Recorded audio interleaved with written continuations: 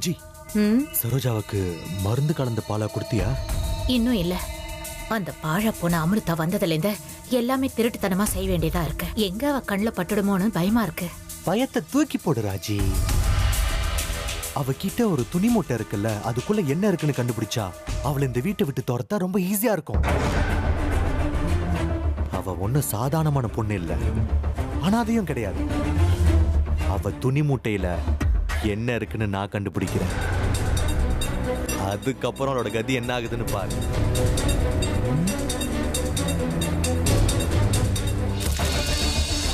எங்களை துரத்திக்கிட்டு இருக்கிறத நாங்க கொன்ன நாகராஜா நாகராணியோட பொண்ணா?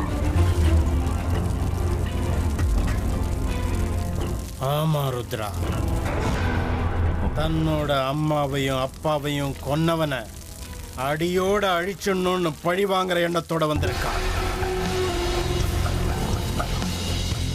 அவ பதுங்கிக்கிட்டு இருக்கா. ஆய போற நேரம் தெரியல. எதிரிகளை தேடி கண்டிப்பா அவ அழிச்சே தீர்வா. பாபா, நீங்களே இப்படி சொன்னா எப்படி? அப்புறம் என்ன காப்பாத்துறது யாரு? எதுக்கு பயப்படுற? நான் உன்னை காப்பாத்துறேன். நீ தைரியமாயிரு. ஞாபகத்துல வச்சுக்கோ, நாகராணியோட நடக்க போற இந்த யுத்தம் சுலபமாயிருக்காது. ரொம்ப கடினமான போராட்டம் இது. எதுக்காக சொல்றேன்னா, அவ நாகலோகத்திலிருந்து வந்திருக்கிற நாகராணி. பெத்தவங்களை சாகடிச்சவங்களை பழி தீர்க்கறதுக்காக வந்திருக்க. அது மட்டும் இல்லாம தன்னோட அம்மாவுடைய சடலத்தையும் கையிலேயே வச்சுக்கிட்டு இந்த மனித லோகத்துக்கு வந்திருக்கிறார் ருத்ரா. இப்படிப்பட்ட ராஜ நாகங்களுக்கு அந்த ஆண்டவன் கொடுத்த வர என்ன தெரியுமா? நாகமணியோட உதவியால செத்து போன நாகங்களை உயிரோட வரவழைக்க முடியும். அப்படின்னா பழிங்கிற நெருப்போட வந்திருக்கான்னு சொல்றீங்களா? சந்தேகம் என்ன? உன்னை பழி வாங்கத்தான் இந்த பூலோகத்துக்கே அவ வந்திருக்கா. அதனால அவளோட சக்தியை சாதாரணமா எடை போட்டுறாது. அவ விஷம். நீ ரொம்ப ஜாக்கிரதையா இருக்கணும். அவளை தேடி அழிக்கிறதுல நாம ஒரு சின்ன தப்பு பண்ணாலும் அது நமக்கு எதிராக திரும்பிடும். நம்மளை கூண்டோட அழிச்சிருவான். நம்மளை பழி வாங்க அவளுக்கு 3 காரணம் இருக்கு. அதுக்காக தான் இந்த யுத்தம். பாபா, நாகராணி 3 காரணத்துக்காக நமக்கு எதிராக யுத்தம் பண்ணிட்டு இருக்காளா? ஆமா, அவ அப்பாவை கொண்டவங்களை பழி வாங்கி ஆகணும். 2, தன்னோட அம்மாவை உயிரோட எழுப்பி கொண்டு வரணும். நீங்க சொன்ன 2 காரணங்களும் சரிதான். 3வது காரணம் என்ன பாபா? 3வது காரணம் நமக்கும் அவளுக்கும் ரொம்ப முக்கியமா தேவைப்படுற நாகமணி.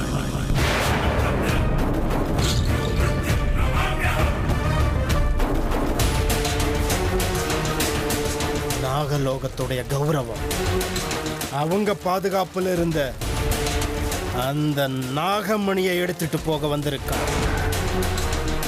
இதுக்காக தான் அவ இங்க வந்திருக்கா. ருத்ரா, இனிமேதான் நாம ரொம்ப ரொம்ப எச்சரிக்கையா இருக்க. காரணம் என்னன்னா, எந்த உருவத்தில் அவ வரான்னு நமக்கு தெரியாது. எந்த உருவத்திலையும் மாறக்கூடிய சக்தி அவகிட்ட இருக்கு. இந்த சக்தியை வச்சுக்கிட்டு தான் மனித லோகத்துக்குள்ள காலடி எடுத்து வச்சிருக்கிறான். அதனால இது ரொம்ப கடினமான வேலை. எந்த விதமான சவால்களையும் சந்திக்க நான் தயாரா இருக்கேன். அப்படின்னா நீங்க இந்த கோவில போட்டுட்டு வந்த கோட்டை தாண்டி வந்தாலும் எந்த பிரயோஜனமும் இல்லையா? அவள் உங்களால கட்டுப்படுத்த முடியாதா? அந்த நாகராணி உங்க கையில கிடைக்க மாட்டாளா? ருத்ரா, இந்த பைரவன் கால பைரவனோட பக்தன். கூறி வச்சாச்சு. அந்த நாகராணி மாதிரியே எனக்கும் பல சக்திகள் இருக்கு. ஒரே ஒரு தடவை நாம் போட்ட அந்த கோட்டுக்குள்ள அவ வந்தா போதும். முடிவதான். அதுக்கப்புறம் அவ திரும்ப போகவே முடியாது. அப்படின்னா இன்னும் அவ வரலங்கிற தவிப்பு இல்ல உனக்கு? வேண்டாம் ருத்ரா, எதுக்கும் அவசரப்பட்டு நீ காரியத்தை கெடுத்துறாத. நாளைக்கு அர்த்த ஜாமம் வரைக்கும் அந்த கோட்டுக்கு சக்தி இருக்கும். அதுக்குள்ள வரணும். அந்த நாகராணி வந்தாகணும். நாம் போட்டிருக்கிற அந்த மாய கோட்டுக்குள்ள கண்டிப்பா சிக்குவா. ஜெய் மகாகாளி.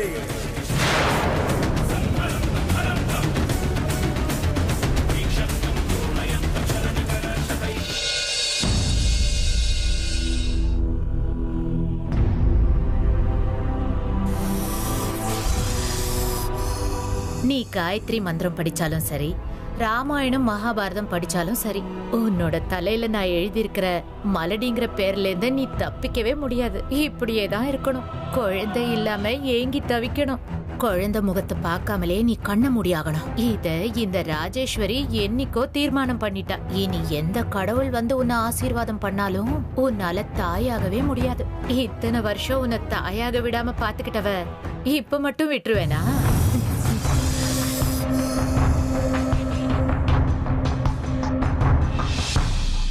சரோஜா, இந்தா பாலக்குடி. அத்தை அங்க வச்சிருங்க, நான் அப்புறம் குடிக்கிறேன். இந்த கதையெல்லாம் சொல்லாத, முதல்ல குடி. அத்தை நான் ஸ்லோகம் படிச்சுட்டு இருக்கேன், படிச்சு முடிச்சதுக்கு அப்புறம் குடிக்கிறேன். அங்க வச்சிருங்க.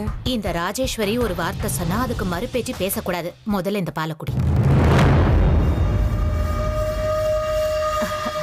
ஆமா, என்ன படிக்கிற? கௌரி பூஜை பத்தி படிச்சுட்டு இருக்கேன். கூடிய சீக்கிரத்துல கௌரி பூஜை பண்ணலான்னு நினைச்சிட்டு இருக்கேன். அதோட விதிமுறைகள் என்னன்னு தெரிஞ்சுக்கதான். அதனாலதான் இந்த பாலை அப்புறம் குடிக்கிறேன்னு சொன்னேன். சரி, ஆனா நீ இந்த பாலை குடிக்காம உன்னை படிக்க விட மாட்டேன். உனக்காக எவ்வளவு கஷ்டப்படுறேன்னு உனக்கே நல்லா தெரியும்ல. சென்னைக்கு போய் இந்த மருந்தை வாங்கிட்டு வந்திருக்கேன். கண்டிப்பா குழந்தை பிறக்கும். எனக்கு அந்த நம்பிக்கையே போயிடுச்சு அத்தை. ஆனா எனக்கு அந்த நம்பிக்கை இருக்கு சரோஜா. இன்னைக்கு இல்லைன்னா நாளைக்கு பிறக்கும். நாளைக்கும் பிறக்கலன்னா என்னைக்காவது நிச்சயமா பிறக்கும். ஏதோ என் மன ஆறுதலுக்காக நீங்க அப்படி சொல்றீங்க, அவ்வளவு. மன ஆறுதலுக்காக நான் சொல்லல சரோஜா. நீ எவ்வளவு நல்ல பொண்ணு. இந்த வீட்டுல நீ என்ன உன் அம்மா மாதிரி பாத்துக்க. இவரை சின்ன மாமான்னு கூப்பிடறதுக்கு பதிலா சில நேரத்துல வாயார சித்தப்பான்னு கூப்பிடுற. அந்த ஆண்டவன் உனக்கு நிச்சயமா கெடுதலை செய்ய மாட்டான். இந்தா பாலக்குடி. நம்ம முயற்சியை நம்ம செஞ்சே ஆகணும்ல.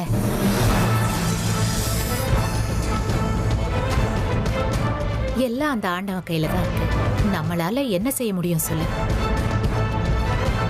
அந்த ஆண்டவன் எப்போ கருணை காட்டுவானோ எனக்கு தெரியல அத்தை. என் கண்ணுக்கு நீங்க தான் தெய்வமா தெரியுறீங்க. என்னை எப்பவுமே ஊக்கப்படுத்திக்கிட்டே இருக்கிறீங்க. எனக்கு குழந்தை பிறக்கணும்னு எங்க இருந்தோ நீங்க மருந்து கொண்டு வரீங்க. உங்களுக்கு எப்படி நன்றி கடன் செலுத்த போறேனே தெரியல. உன் கண்ணு முன்னாடியே சுட சுட பால் இருக்கு. இந்த நேரத்துல இந்த பேச்சு எல்லாம் தேவையா? குடி, பாலை குடி.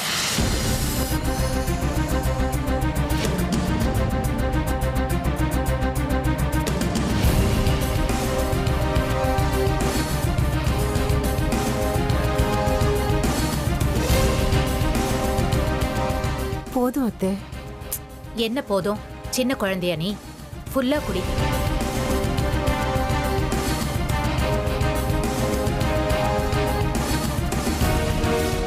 அத்தை குடிக்க முடியல, போதும். முக்கால் கிளாஸ் முழுங்கிட்டல்ல, அது போதும். என் வேலை முடிஞ்ச மாதிரி தான். இன்னொரு 2 நாளைக்கு எந்த பிரச்சனையும் இல்லை. மறுபடியும் கொடுக்கறேன். என்னை பொறுத்த வரைக்கும் அது அமுதம், உன்னை பொறுத்த வரைக்கும் அது விஷயம். என்னத்தை என்ன யோசிச்சுட்டு இருக்கீங்க? ஒன்றும் இல்லை, உன்னை பத்தி தான் யோசிச்சுட்டு இருக்கேன். எவ்வளவோ பக்தியோட பூஜை புனஸ்காரம் எல்லாம் பண்ணிட்டு இருக்கேன். நிச்சயமா உனக்கு நல்லது நடக்கும். கவலைப்படாத.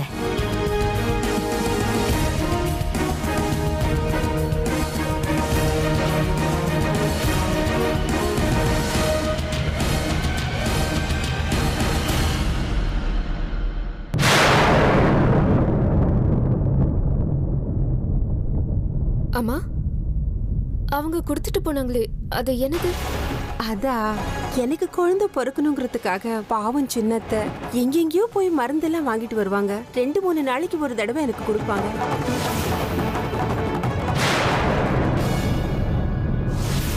அது என்ன மருந்துன்னு உங்களுக்கு தெரியாதா? யார்கிட்ட இருந்து வாங்கிட்டு வருவாங்க? தெரியல அமிர்தா, அதை பத்தி எனக்கு கவலையும் இல்லை. அவங்கள பார்க்கும்போது எனக்கு எவ்வளவு பெருமையா இருக்கு தெரியுமா? அவங்களுக்கு என் மேல பாசம் ரொம்ப அதிகம். அவங்களுக்குன்னு ஒரு பொண்ணு இருந்தா கூட இந்த அளவுக்கு அன்பு செலுத்துவாங்களான்னு தெரியல.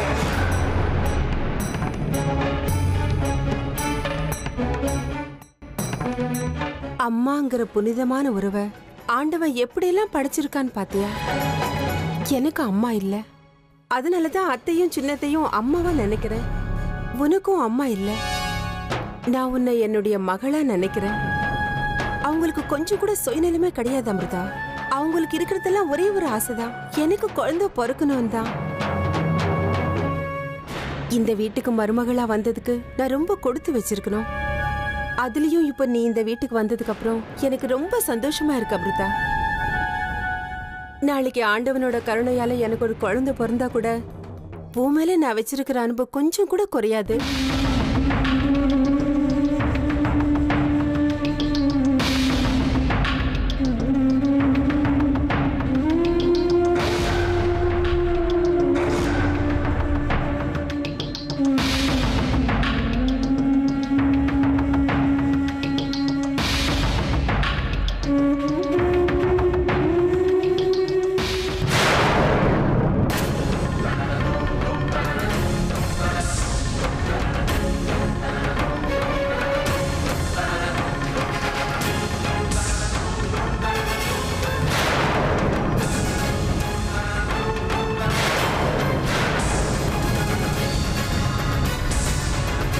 அப்படின்னா அவங்க மருந்து கொடுக்கல, குழந்தை பிறக்க கூடாதுன்னு கொஞ்சம் கொஞ்சமா விஷத்தை கொடுக்கறாங்க.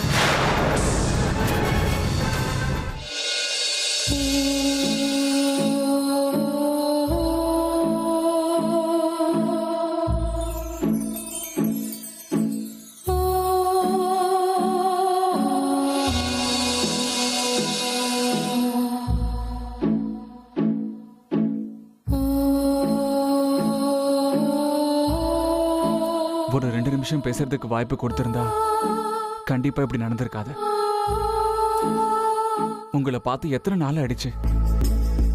உங்களை பார்க்கலையேங்கிற ஏக்கத்தை விட உங்க பின்னாடியே சுத்தி சுத்தி வந்து உங்ககிட்ட பேச முயற்சி பண்ணி உங்களை தொந்தரவு பண்ணி அது தாங்க முடியாம நீங்க அந்த கோவிலை விட்டு சொல்லாம கொள்ளாம போயிட்டீங்கன்னு தோணுது. உங்ககிட்ட நிறைய பேசணும் போல இருக்கு எனக்கு. என் மனசு பூரா நீங்க தான் நிறைஞ்சிருக்கீங்க. எங்க இருக்கீங்க? ஒரே ஒரு நிமிஷம் என்ன நீங்க நினைச்சுக்கோங்க. அப்பவாவது இந்த கிறுக்கனோட மனசு உங்களுக்கு புரியுதான்னு பார்க்கலாம். நீங்க வருவீங்களான்னு கோயிலே 4 பேரை உட்காந்து பார்க்கலான்னு தோணுது. ஆனா நீங்க அங்க இல்லைங்கிற உண்மை என் மனசை உடைச்சிருச்சுங்க. ஆனா ஒவ்வொரு நிமிஷமும் நான் உங்களுக்காக காத்துக்கிட்டு இருக்கேன். எப்ப உங்களை சந்திப்பேன்? உங்களை பார்க்க முடியாதுங்கிற ஏக்கம்லாம் எனக்கு இல்லை. எப்படியும் வந்துருவீங்கன்னு காத்துட்டு இருக்கேன், அவ்வளவுதான். சொல்லுங்க, எப்ப வருவீங்க? எப்ப உங்களை சந்திப்பேன்? ஒரு 2 நிமிஷம் உங்ககிட்ட பேசுற வாய்ப்பு எனக்கு எப்ப கொடுப்பீங்க? நீங்க கொடுக்குற அந்த 2 நிமிஷத்துல தான் என் வாழ்க்கையே அடங்கியிருக்கு.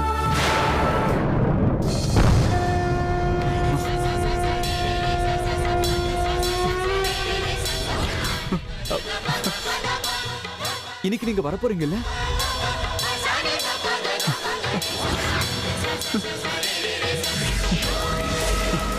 என் மனசுக்குள்ள என்னென்னமோ தோணுது, ஆனா சொல்ல முடியல. பட் இன்னைக்கு நீங்க வருவீங்கிறது மட்டும் கன்ஃபார்ம். இன்னைக்கு வாங்க. அது எப்படி என் பேச்சு கேட்காம போறீங்கன்னு நானும் பார்த்தேன்.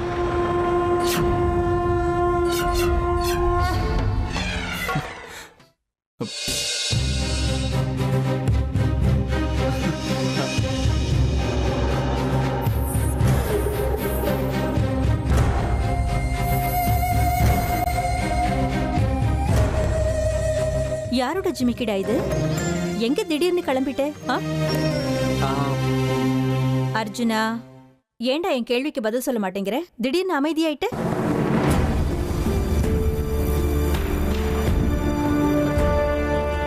நடக்குதுடா இங்க? ஆ? டேய், அம்மா நான் சொல்றேம்மா, இந்த ஜிமிக்கி அவனோட கேர்ள் ஃப்ரெண்ட் இது.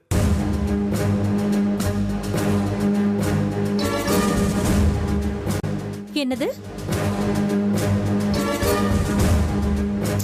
பின்ன என்னம்மா, நம்ம அர்ஜுன் இத்தனை வருஷமா உங்ககிட்ட ஏதாவது மறைச்சிருக்கானா?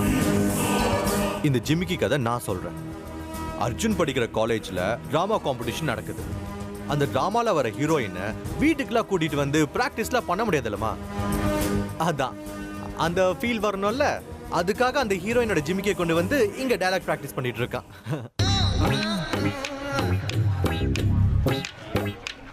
என்னடா டயலாக் பிராக்டிஸ் பண்ணிட்டல? இப்போ எந்த சீன்ல இருக்க?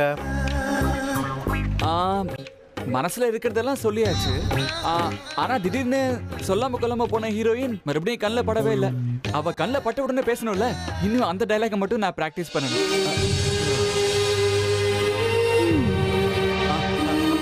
அம்மா உனக்கும் சொல்லவா? எங்க டிராமா கதையை நீ தெரிஞ்சுக்கோ. வேண்டாம்ப்பா, உங்களோட இந்த டிராமாவெல்லாம் காலேஜோட வச்சுக்கோங்க. ஆனா ஏன் முன்னாடி நீங்க 2 பேரும் சேர்ந்து எந்த டிராமாவும் பண்ணல? இல்லம்மா, உன் முன்னாடி நான் எந்த டிராமாவும் பண்ணல. என்ன நம்புமா. அம்மாவுக்கு பிள்ளைங்க மேல எப்பவும் நம்பிக்கை இருக்கும்டா. ஆனா அந்த நம்பிக்கையை இந்த மகன் காப்பாத்திக்கணும். இந்த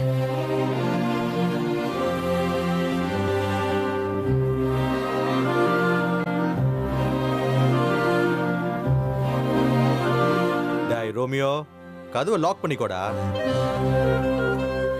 அம்மா கூட நான் வந்ததுனால தான் நீ தப்பிச்ச. அம்மா தனியா வந்திருந்தா? தேங்க்ஸ் அண்ணா. நீ மட்டும் வந்திருக்கலன்னா இன்னைக்கு என் கதைக்கு கிளைமேக்ஸ் நடந்திருக்கும் தெரியுமா? ஏன் தெரியுமா? அம்மா கிட்ட போய் சொல்ற தைரியம்லாம் எனக்கு இல்லைன்னு. சரி, அவன் நானா? கிடைச்சிருவாடா. இன்னைக்கு என் மனசுக்குள்ள ஸ்ட்ராங்கா தோணுது. அவன் நிச்சயமா இன்னைக்கு கோயிலுக்கு வரப்போறான். கிளம்புறேன்.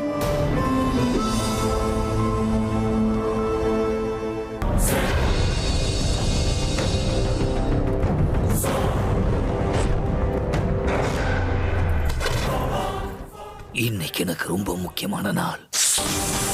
இத்தனை வருஷங்கள் காத்திருந்த அந்த நிமிஷம் நெருங்கிடுச்சு. இத்தனை நாள் நான் காத்திருந்ததுக்கு இன்னைக்கு பலன் கிடைக்க போகுது. இன்னைக்கு எல்லாவித பயங்கள்ல இருந்தும் எனக்கு விடுதலை கிடைக்க போகுது.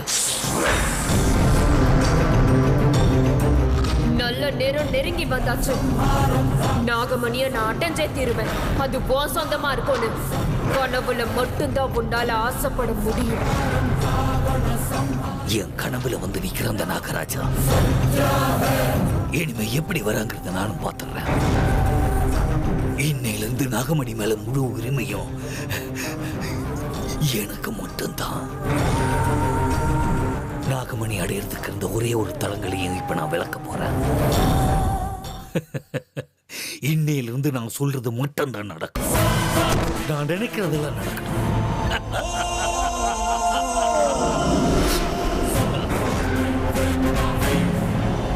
ரொம்ப அதிகமா ஆசைப்படுற போல இருக்கு. எந்த தைரியத்தில் நீ மறுபடியும் தக்ஷக வனத்துக்கு வர? உயிரை விடணும்னு அவ்வளவு ஆசையா இருக்கா உனக்கு?